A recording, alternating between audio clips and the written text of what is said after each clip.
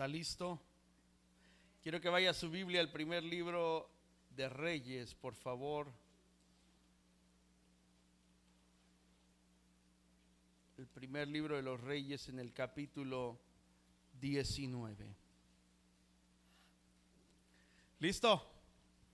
Primero de Reyes 19, vamos a leer algunos versículos de esta historia. Yo sé que esa historia usted ya la conoce, pero particularmente hoy voy a tratar un tema muy específico en esta historia. Dice así la escritura: Acab dio a Jezabel la nueva de todo lo que Elías había hecho y cómo había matado a espada a todos los profetas. Léalo usted ahora todos juntos, el primer versículo del capítulo 19. 1, 2, 3.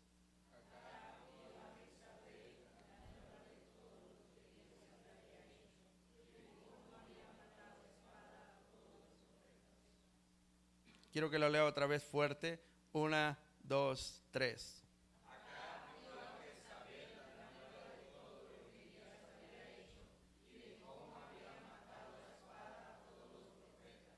Incline su rostro, por favor. Padre, dale tu espíritu a tu palabra, el sentido que necesita para nuestro corazón, el mensaje claro para nuestra vida, la esencia misma tuya, Señor, hablándonos de forma clara y precisa en aquella área o áreas en las cuales necesitamos ser edificados, confrontados, alineados, Señor, y que sea tu Espíritu Santo, Dios eterno, hablando en esta tarde a través de mis labios, en el nombre de Jesús. Amén y amén. Y dice el versículo 2: Entonces envió Jezabel a Elías un mensajero diciendo: Así me hagan los dioses y aún me añadan, si mañana a estas horas yo no he puesto tu persona como la de uno de ellos. Viendo pues el peligro, se levantó y se fue para salvar su vida. Y vino a Beerseba, que está en Judá, y dejó allí a su criado. Dígale al que está a su lado: Elías mató a espada a todos los profetas de Baal. Ahora dígale con asombro, así como cuando los payasos te dicen: y ahora dígalo llorando, y ahora dígalo asombrado. Ahora dígale asombrado: Elías mató a espada a todos los profetas de Baal. ¿Ya hizo cuentas a cuántos mató? Si dice la escritura que se habían reunido 450 profetas de Baal y 400 profetas de Acera, ¿a cuántos mató Elías? Sí que estaba medio zafado Elías, ¿no? Y particularmente Elías tiene en ese momento una unción tan específica que no teme levantar una espada y matar a prácticamente 850 profetas de dioses falsos. El tema que quiero compartir contigo es intimidación. Dile al que está a tu lado: intimidación. Dile otra vez: intimidación. Dile: tú te crees muy valiente, pero hay cosas pequeñas que te intimidan mucho.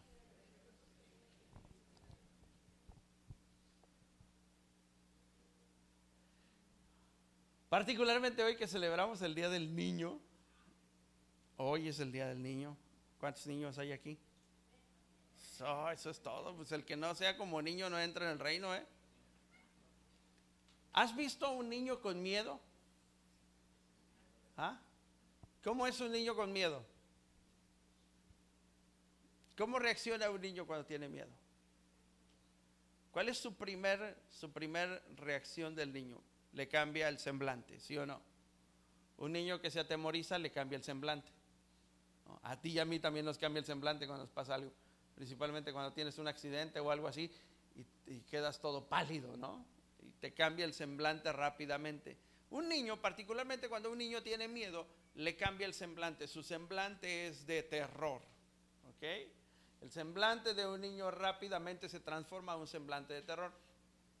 Y ese semblante se debe a que hubo algo ajeno a él que lo asustó y lo puso en ese momento de pánico o de miedo. Llámese cualquier cosa como se llame, sea que el niño le tiene miedo a la oscuridad, sea que el niño le tiene miedo a algún perro o a algún animal, porque también a los niños les dan pavor ciertas cosas. Y lo que al niño le asuste, inmediatamente transforma todo en su vida. Y lo primero en lo cual nos podemos dar cuenta es su reacción, su rechazo y el cambio de su rostro. En la escritura tú vas a encontrar, desde Génesis hasta Apocalipsis, vas a encontrar una serie de figuras y de cosas y de cuestiones que son una sombra de lo que Dios dijo que había de acontecer, y formas en las cuales el ser humano en muchas áreas tiene terror, tiene pavor, tiene pánico. Hay gente que es muy miedosa, escucha ruidos en su casa e inmediatamente le da miedo. ¿Sí o no? Se mueve algo, se cae algo y ya tiene todo el miedo bien puesto, ¿no? Escucha al gato maullar o pelearse ahí en su ventana y ya está pensando, ay, unas brujas se andan peleando ahí, ¿no? ¿Sí me explico? O el típico que ve una lechuza volar, ay, a lo mejor me muero esta noche, ¿no? Cosas así que la gente ha adoptado o ha comenzado a creer basados en supersticiones y en algunos sucesos que han acontecido, que han marcado la vida de muchas personas. ¿Ok?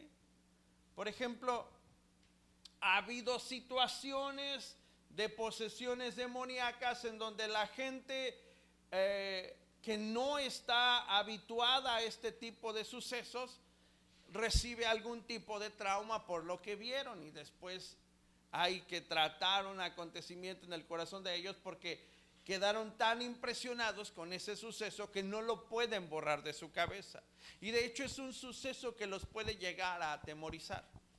Yo les platico un poco acerca de mi vida.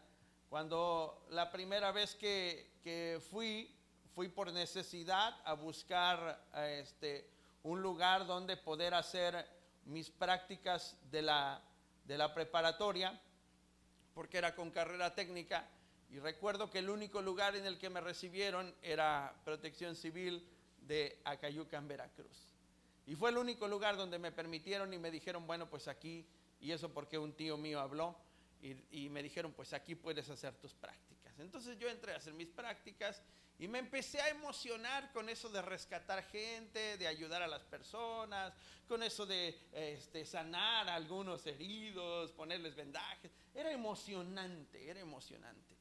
Yo habré tenido por ahí unos 17, 18 años cuando estaba yo comenzando en esto. Yo había comenzado desde muy pequeño por curiosidad a acercarme a estas cosas, pero nunca había trabajado de lleno. Entonces comencé a aprender, y resulta ser que al paso de unos meses, en mi primera novatada, digámoslo así, me toca ir con mi grupo de compañeros de trabajo, me toca ir a atender un accidente. Hablaron por radio, hay un accidente en la carretera tal, tienen que ir por favor todas las unidades que estén disponibles porque hay que auxiliar en el lugar. El lugar es una tragedia, así lo marcaron. Entonces yo voy bien valiente, yo dije, bueno, pues ya estuve en algunos cursos, pues yo creo que tengo la capacidad de poder ir al lugar y hacer algo o auxiliar a la gente. ¿Cuál fue la impresión? Al llegar al lugar nos encontramos con que una camioneta, se llaman camionetas de pasajeros, pero son rurales, son camionetas que son unas pickups de Nissan, doble cabina, y en la parte de atrás la convierten también en un área para pasajeros, le ponen banquitas y ahí va la gente sentada. Así que esas camionetas se llenan de una forma increíble. Le cabían casi cerca de 15 personas a una camionetita de esas. Y resulta ser que cuando llegamos al lugar del accidente, vemos una camioneta de esta de pasaje rural incrustada debajo de una máquina de las que arreglan las calles. Y la camioneta estaba realmente incrustada debajo de esa máquina. Cuando yo me bajo del vehículo, supuestamente yo listo para auxiliar a la gente, empiezo a caminar y empiezo a ver cuerpos por todos lados sin vida. Había en el lugar cerca de 12 cuerpos sin vida, entre adultos, jóvenes y niños. ¿Sabes cuál fue la primera impresión en mi vida? Quedarme estático sin saber qué hacer. Con mi mochila en la mano, con los guantes en la otra mano y con un temor que me paralizó de no saber qué hacer ante la imagen que yo estaba teniendo frente a mis ojos. Yo estaba en medio de los cuerpos que estaban muertos ahí y no sabía qué hacer. En eso se acerca un compañero, me toca el hombro y me dice: ¡hey! ¡Reacciona! Y le digo: ¿y qué vamos a hacer? Y dice: bueno, a nosotros nos toca tener que ayudar a levantar esos cuerpos porque servicio médico forense no se va a dar abasto. Así que tú y yo tenemos que ponernos los guantes y tenemos que ayudar a poner los cuerpos en una camilla y llevarlos a la camioneta. Y le dije: no puedo. ¿Por qué no puedes? No puedo. Nunca en mi vida he agarrado a una persona muerta. ¿Cómo pretendes que yo agarre ahora a un muerto? No puedo. Y solo me hice para atrás y le dije: no puedo, y no puedo, y no puedo. Después de un rato comencé a asimilar la situación y dije: tengo que hacerlo. Tengo que hacerlo. Se supone que eso es lo que estoy aprendiendo. Tengo que hacerlo. Así que me acerqué lentamente con uno de mis compañeros con el que me sentía más seguro. Y le dije: yo te voy a ayudar, pero yo quiero que tú no te despegues de mí. ¿Sabe cuál era mi temor? Que un muerto me agarrara la mano. Suena curioso, suena chistoso, pero yo te aseguro que es el temor de muchos aquí también. ¿O no? El temor de acercarte a un cuerpo inerte que quizás pueda de alguna manera reaccionar, porque eso es lo que se ha sembrado en nuestra mente y en nuestro corazón, y eso es lo que ha producido el miedo en el cual muchas veces nos encontramos encerrados. Eso es lo que ha producido el miedo en el cual muchas veces estamos esclavizados. Y esto solo es un ejemplo. Hay muchas áreas de nuestra vida que marcaron nuestra historia y que de alguna manera, una y otra vez, o vez tras vez, tiempo tras tiempo, regresan, vuelven a nuestra vida y nos volvemos a meter en esa jaula de esclavitud en donde el mismo temor de hace mucho tiempo nos paralizó y nos volvemos a encontrar en el mismo momento, con los mismos pensamientos, viviendo la misma historia, aunque esta ya sea cosa de nuestro pasado. Esta es una estrategia que el diablo ha utilizado tiempo tras tiempo, era tras era, época tras época, una y otra vez la ha utilizado y ha traído intimidación al corazón de la gente. Si hay algo que Satanás sabe utilizar es la intimidación.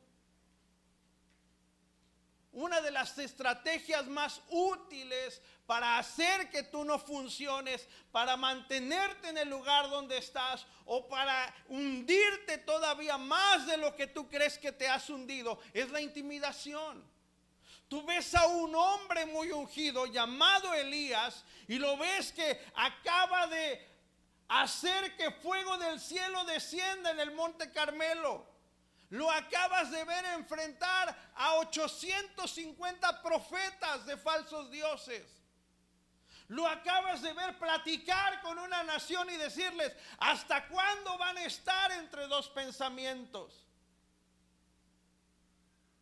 Pero viene un siervo mandado por Jezabel y le dice, así me hagan los dioses y aún me quiten la vida si mañana tú no estás como uno de ellos.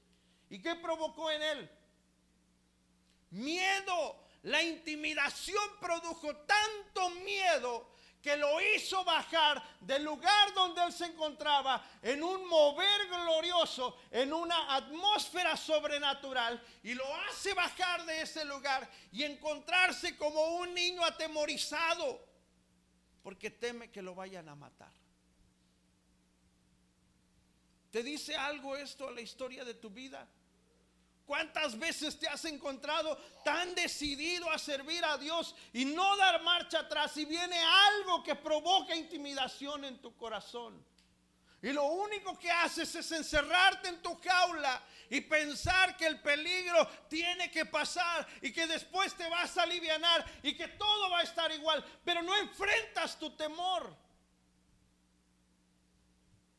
La intimidación hace presa de ti. Así que tu temor va a volver tiempo tras tiempo. ¿Cómo comprobamos esta historia? ¿Cómo comprobamos lo que te estoy diciendo? ¿Te acuerdas de un hombre llamado Goliat? Venía a la mañana, en la tarde, y cuando el sol se estaba ocultando, venía 3 veces al día e intimidaba al pueblo de Israel. ¿Por qué 3 veces al día? Porque venía tiempo tras tiempo, en el momento que sabía que ellos podían estar más vulnerables. La intimidación jamás se va a detener, nunca va a parar. El diablo siempre va a estar intentando meterte en esa jaula para que tú estés ahí enclaustrado, lamentándote por lo que pasó, por lo que no pudiste hacer, porque no pudiste salvar a alguien. ¿Sabes qué horrible se siente eso? Yo recuerdo el último servicio que yo realicé con esa corporación. Y yo ese día fui a despedirme. Y ese día hablaron de emergencia y no había nadie más que atendiera ese servicio. Solo estaba yo y estaba el muchacho que estaba de guardia en el radio. Y dijo, tienes que ir.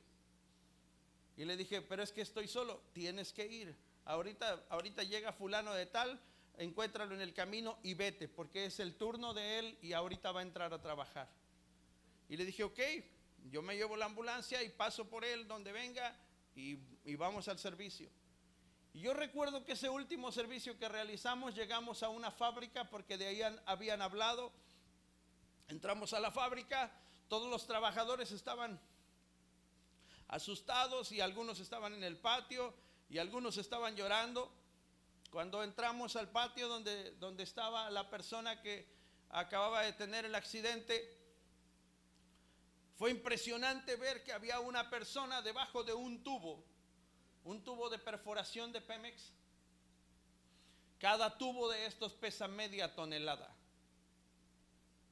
Y la persona estaba justamente con el tubo a la mitad de su cuerpo porque le había caído de la altura donde estaba el tubo. La persona estaba con vida cuando nosotros llegamos, pero al ver la condición en la que estaba no había nada que hacer. ¿Sabes qué terrible se siente ver a alguien que está muriendo y no poder hacer nada por él? Simplemente esperar que suspire por última vez y terminen sus días. En mi desesperación me acerqué al hombre y comencé a orar por él. Y comencé a decirle, si me entiendes, si tan solo puedes entenderme, tienes que pedirle perdón a Dios por tus pecados y tienes que presentar tu vida delante de Dios. Quizás este sea tu último momento, pero no lo desperdicies. Piensa solamente en que necesitas vivir una eternidad con Dios. Yo no sé si ese hombre me escuchó, no me escuchó. Yo sabía que estaba vivo, todavía estaba en sus últimos instantes de vida, Pero humanamente yo me sentí desesperado por no poder hacer nada por él. Estaba prácticamente partido a la mitad. Partido a la mitad. ¿Sabes cuánto tiempo tardé en borrar esa imagen de mi mente? Nunca se borró. Nunca. Pero ¿sabes cuánto he enfrentado esa situación vez tras vez, tiempo tras tiempo?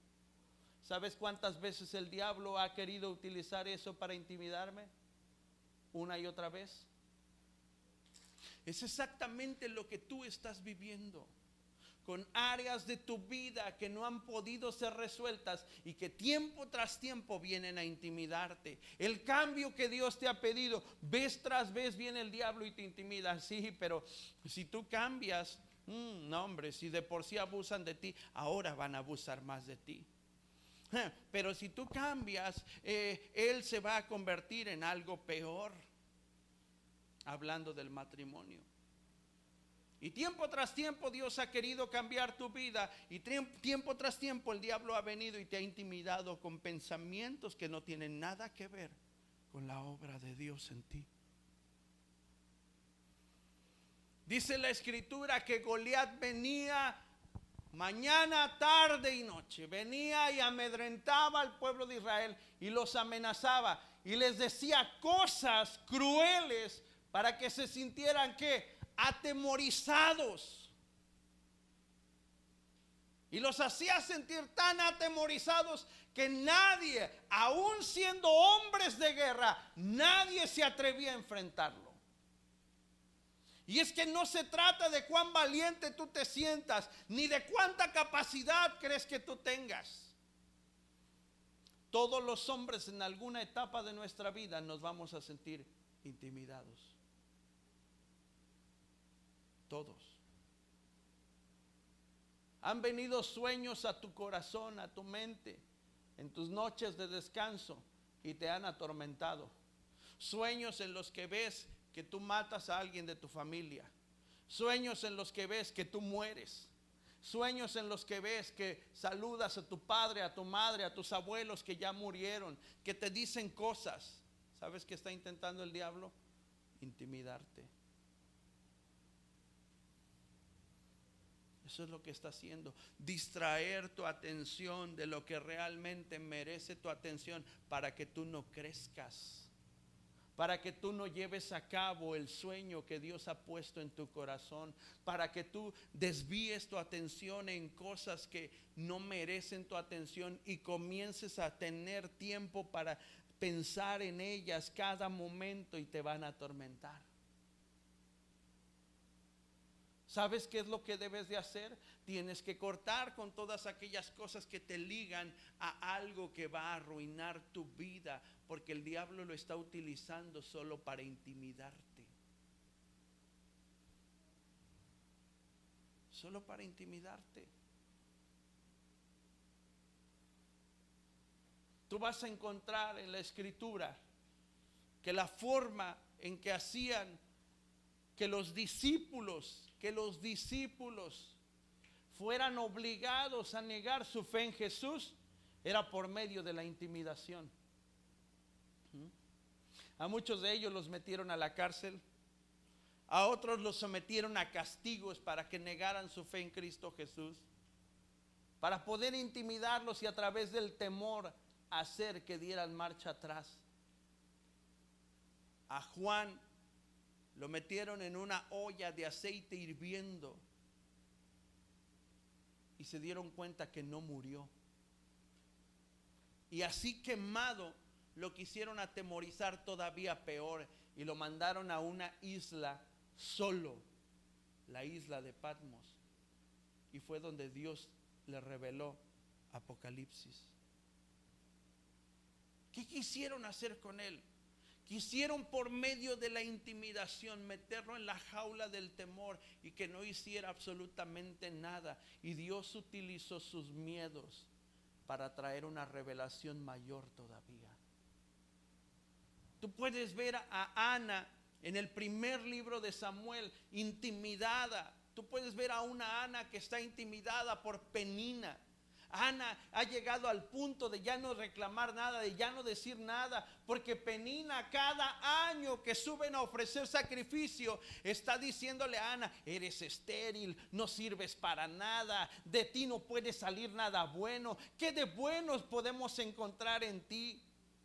Eres una mujer inútil, estás vana por dentro. Dice la escritura que le decía cosas de esa magnitud. La misma estrategia que el diablo utiliza contigo. Tú no eres líder, tú no tienes el tamaño para ejercer un liderazgo, tú no puedes llevar a cabo lo que tú piensas, no tienes la fuerza, estás enfermo, mírate, estás deficiente. Si todo el tiempo estás en esta actitud, tú no vas a poder lograr nada. No tienes la magnitud para lograr el sueño que tú crees que Dios te dijo. Pero es que Dios me prometió que me va a dar herencia para mis hijos, que me va a dar una casa. Sí, con el trabajo que tienes, crees que vas a lograr algo. Y el diablo viene a intimidarte vez tras vez, vez tras vez, vez tras vez. Muchos de ustedes son intimidados en su forma de dar sus diezmos o sus ofrendas. Porque el diablo viene vez tras vez cuando hay un tiempo de necesidad y te intimida y te dice: tú tienes necesidad, ¿por qué lo vas a dar? Si tu necesidad es más grande, ¿por qué lo vas a hacer? Mira, es tanta cantidad. ¿Sabes cuánta gente le ha robado a Dios por ser intimidado solo por el diablo? ¿Sabes cuánta gente se ha jubilado y han dicho: mejor para darle a Dios todas mis ganancias, mejor me las quedo yo? O hay gente que dice: pues se las doy a los pobres. ¿Y quién te dijo que tú puedes mover los principios de la escritura? ¿Quién te ha dicho eso? Pero la intimidación produce miedo en ti, y el miedo te lleva a pensar que tú no vas a tener suficiente, que tú no vas a lograr hacer. Te ha dado miedo cambiar tus actitudes dentro de tu matrimonio, porque crees que si tú cambias, tu esposa o tu esposo, sea de donde sea que venga el problema, van a abusar de ti. Si de por sí así, mira cómo me hace, ahora si yo cambio, imagínate cómo va a ser las cosas, van a ser peor. Y te ha llevado el diablo a tener un matrimonio disfuncional, donde a veces están bien y a veces están de lo peor. Y todo ha sido no porque tú creas que tú eres el que toma las decisiones en realidad solo por lo que tú quieres o lo que tú sientes. En realidad has tomado decisiones basadas en la intimidación que el diablo te ha hecho. ¿Por qué la gente no se atreve a cambiar? Porque son intimidados a volverse la burla de alguien más. Y como ellos sienten que tienen el poder de su vida, piensan que están decidiendo por ellos, sin darse cuenta que el diablo ha estado hablando a su mente y a su corazón y los ha estado intimidando vez tras vez. El diablo te ha intimidado a volver a hacer cosas que quizás ya habías dejado de hacer, que sabes que son incorrectas. Pero ¿sabes cómo te intimida? Te dice que no te va a alcanzar con lo que tienes ahora, que necesitas volver a la corrupción.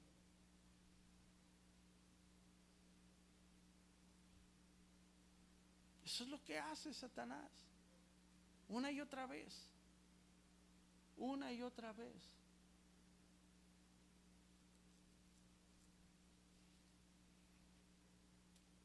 Satanás intimidó a Eva para comer del fruto.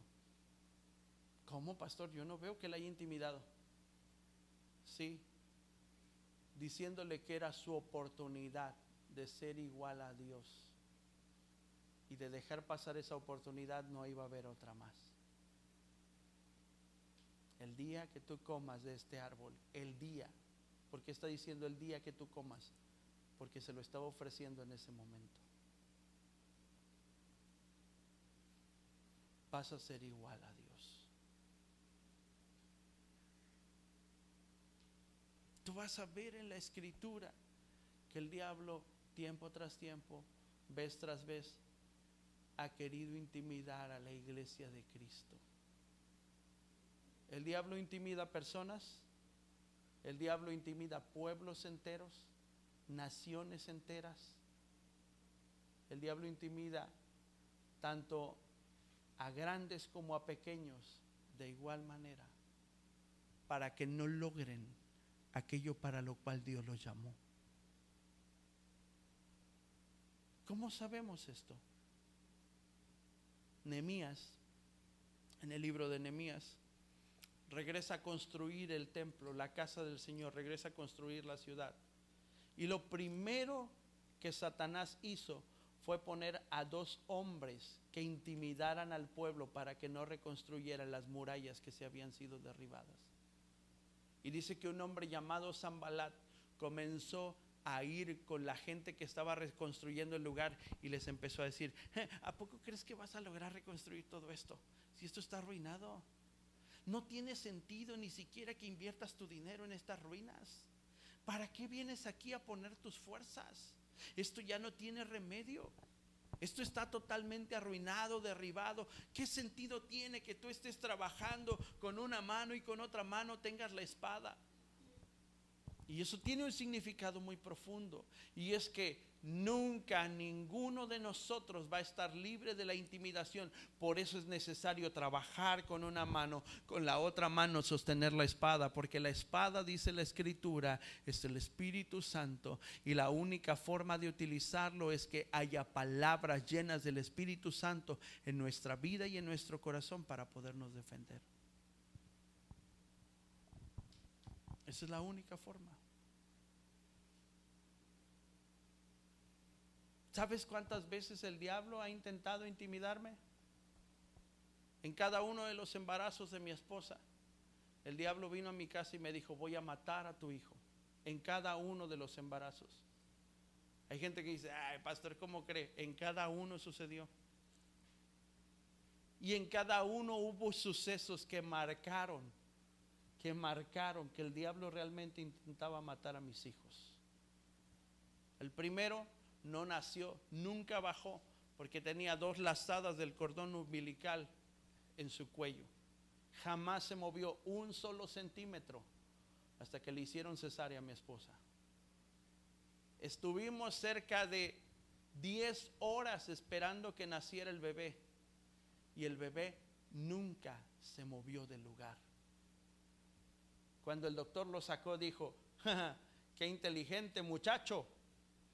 Si te hubieras movido unos pocos centímetros, te habrías ahorcado tú mismo.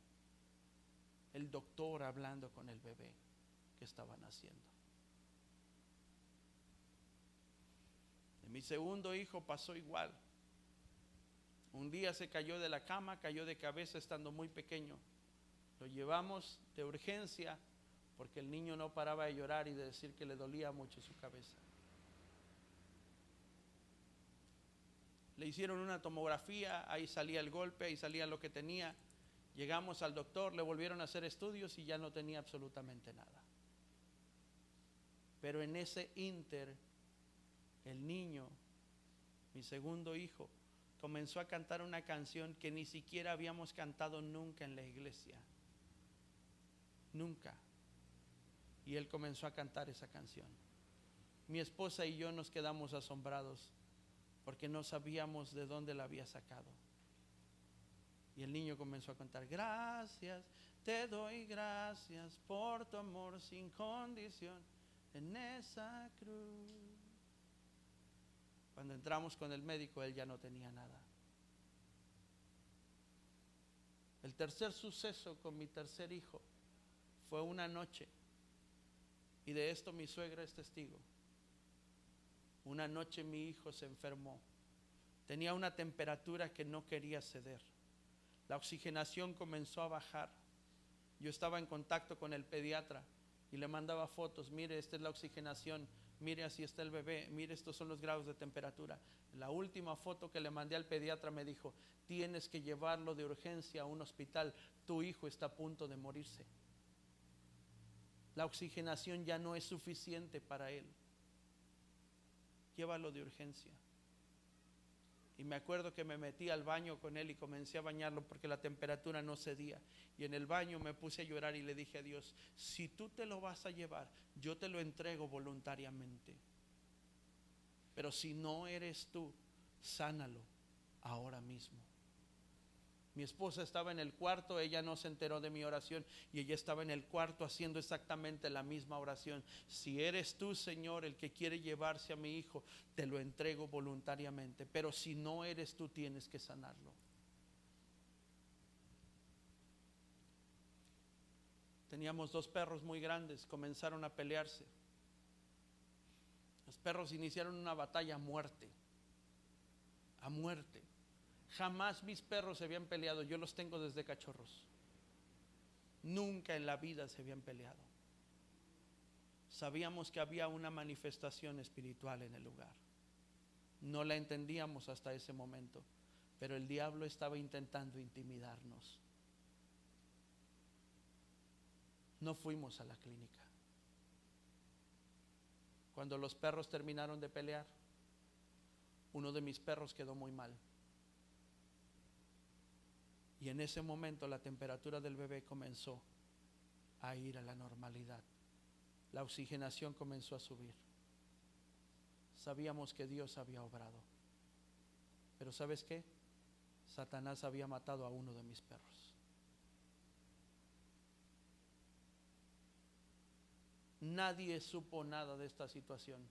Al día siguiente yo llevé a mi perro para deshacerme de él. Y mi suegra me dijo, ¿cómo está el niño? Y le dije, bien. Y en eso mi suegra se puso a llorar y me dijo, el Espíritu Santo me tuvo orando toda la noche por tu hijo, porque un espíritu de muerte estaba rodeando tu casa. Iba a llevarse a tu hijo. Vez tras vez, nunca va a dejar de hacerlo. Siempre te va a querer intimidar. ¿Cuál es la razón? Mantenerte estático, atemorizado, envuelto en pensamientos que te dicen que no vas a lograr nada, envuelto en situaciones de tu pasado que te siguen doliendo, que no has podido sanar, envuelto en circunstancias que te siguen diciendo que no lo vas a lograr, que solo estás perdiendo tu tiempo. Eso se llama intimidación. Y esa es la forma y la estrategia que tiene Satanás para no lograr. Última historia de la Escritura. Moisés está frente a la tierra prometida. Tiene 12 espías listos para que vayan a explorar la tierra. Son enviados. 10 regresan diciendo, no podemos. ¿Qué pasó con esos 10? Fueron intimidados. En la tierra hay gigantes y a su parecer somos como langostas. La pregunta es, ¿los gigantes les dijeron a ellos que eran como langostas? ¿Tú crees que hayan platicado con los gigantes? ¿De dónde provino la intimidación? De lo que dice la Escritura en el libro de Efesios. El diablo está lanzando dardos de fuego. ¿Y a dónde crees que van esos dardos de fuego? A tu mente. El campo de batalla más intenso de tu vida no son las situaciones que vives diariamente, son los pensamientos que tienes diariamente. Ese es el campo de batalla más intenso de la vida de un cristiano. El campo de batalla de sus pensamientos. ¿Qué voy a hacer? Estoy en una encrucijada. Tengo que terminar con esto, tengo que continuar. ¿Qué voy a hacer? Estoy en medio de una situación que no sé cómo voy a resolver. ¿Qué es lo que Dios te pide? Si has estado haciendo algo que está basado en la desobediencia a lo que dice la Escritura, entonces tú sabes que tienes que terminarlo. ¿Por qué te preguntas qué tienes que hacer? Si sabes que lo que estás viviendo no ha sido correcto desde el principio, ¿por qué todavía te sigues preguntando qué es lo que debes de hacer? Porque el diablo está lanzando dardos de fuego a tu mente que te están intimidando y te están diciendo: no, pero es que si tú acabas con esto no habrá otra oportunidad. Pero es que mira, vas a echar a perder tantos años en los cuales ya has avanzado mucho, en los cuales ya has logrado esto, aquello. Eso es mentira. Todo lo que empieza en desobediencia no puede terminar en bendición. Solo lo está utilizando Satanás para, de una manera estratégica, acabar con tu vida y con lo que Dios quiere hacer contigo. Esa es la forma de trabajar de Satanás. ¿Sabes qué quería hacer Satanás con Goliat? Quería esclavizar a todo el pueblo. Si el pueblo perdía, se convertiría en esclavos nuevamente, y ahora de los filisteos. Pero Dios no lo permitió. Y hasta hoy Dios sigue teniendo un pueblo en libertad. Y aunque el diablo ha intentado intimidarlos de mil maneras, Dios sigue sosteniendo a su pueblo. ¿Qué es lo que hay que entender? Termino con esto. Isaías capítulo 40.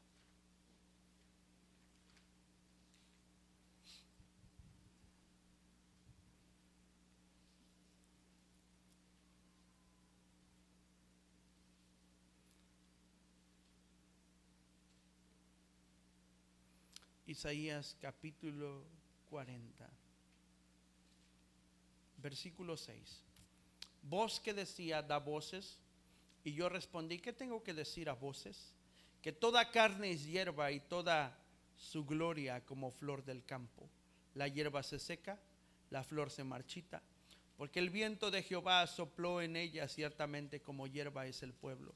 Sécase la hierba, marchítase la flor, mas la palabra de Dios nuestro permanece para siempre.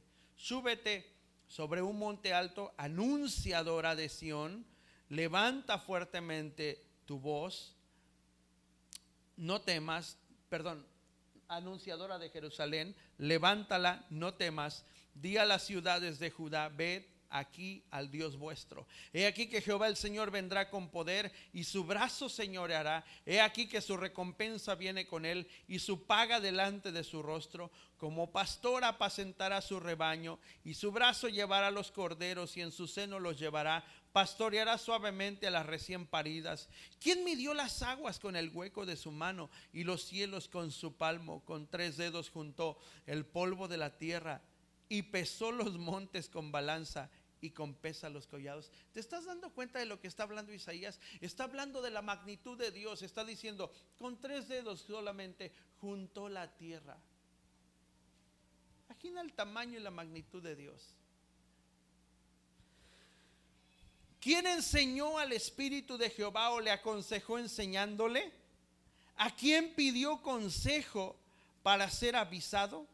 ¿Quién le enseñó el camino del juicio o le enseñó ciencia o le mostró la senda de la prudencia? O sea, Isaías está diciendo: aún así dudas de Dios. Él inventó todo lo que tú puedes ver. Él creó todo lo que tú puedes percibir. Él incluso puso la ciencia, la estableció para ti y para mí. ¿Crees que podemos dudar de un Dios así? He aquí que las naciones le son como una gota de agua que cae del cubo, y como menudo polvo en las balanzas son estimadas. He aquí que hace desaparecer las islas como polvo. Ni el Líbano bastará para el fuego, ni todos sus animales para el sacrificio. Como nada son todas las naciones delante de él. En su comparación serán estimadas en menos que nada y que lo que no es. ¿A qué pues haréis semejante a Dios? ¿O a qué imagen le compondréis? El artífice prepara la imagen de talla, el platero le extiende el oro y le funde cadenas de plata. El pobre escoge para ofrecerle madera que no se apolille. Se busca un maestro sabio que le haga una imagen de talla que no se mueva. ¿No sabéis? ¿No habéis oído? ¿Nunca os lo han dicho desde el principio? ¿No habéis sido enseñados desde que la tierra se fundó? Él está sentado sobre el círculo de la tierra, cuyos moradores son como langostas. Él extiende los cielos como una cortina, los despliega como una tienda para morar. Él convierte en nada a los poderosos, y a los que gobiernan la tierra hace como cosa vana, como si nunca hubieran sido plantados, como si nunca hubieran sido sembrados, como si nunca su trono hubiera tenido raíz en la tierra. Tan pronto como sopla, en ellos se secan, y el torbellino los lleva como hojarasca. ¿A qué pues me haréis semejante o me compararéis? Dice el Santo. Levantad en alto vuestros ojos y mirad, ¿quién creó estas cosas? Él saca cuenta a su ejército, a todas llama por su nombre, ninguna faltará. Tal es la grandeza de su fuerza y el poder de su dominio. ¿Por qué dices, oh Jacob, y hablas tú, Israel? Mi camino está escondido de Jehová, y de mi Dios pasó mi juicio. ¿No has sabido? ¿No has oído que el Dios eterno es Jehová, el cual creó los confines de la tierra? No desfallece, ni se fatiga con cansancio, y su entendimiento no hay quien lo alcance. Él da esfuerzo al cansado y multiplica las fuerzas al que no tiene ningunas. Los muchachos se fatigan y se cansan, los jóvenes flaquean y caen, pero los que esperan en Jehová tendrán nuevas fuerzas, levantarán alas como las águilas, correrán y no se cansarán, caminarán y no se fatigarán.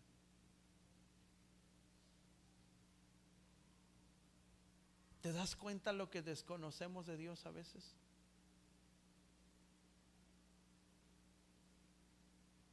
Por esa razón, cada dardo de fuego que el maligno envía a tus pensamientos ha prosperado y te ha mantenido en la condición en la que muchas veces ha caído.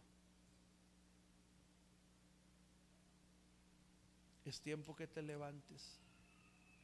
Es tiempo que creas en los planes de Dios para tu vida. Es tiempo que no te dejes intimidar. David era un muchacho cuando enfrentó a Goliat, pero David no basó su vida en lo que él podía lograr. David basó su triunfo en lo que Dios podía lograr a través de él. Deja de mirarte a ti mismo.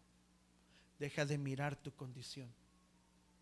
Comienza a ver al Dios que te llamó para posicionarte en donde Él siempre te ha querido posicionar.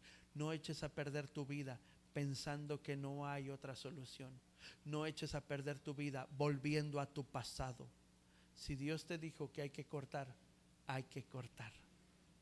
Si Dios te dijo que no hay más dolor, es porque no tiene que haber más dolor. Si Dios te dijo que este es el momento de un nuevo comienzo, entonces comienza de nuevo y deja todo atrás, porque delante de ti hay una bendición más grande que lo que pudiste haber perdido. Satanás intentó intimidar a Job y vez tras vez se acercó a él y le quitó todo lo que tenía, pero jamás logró quitarle su fe.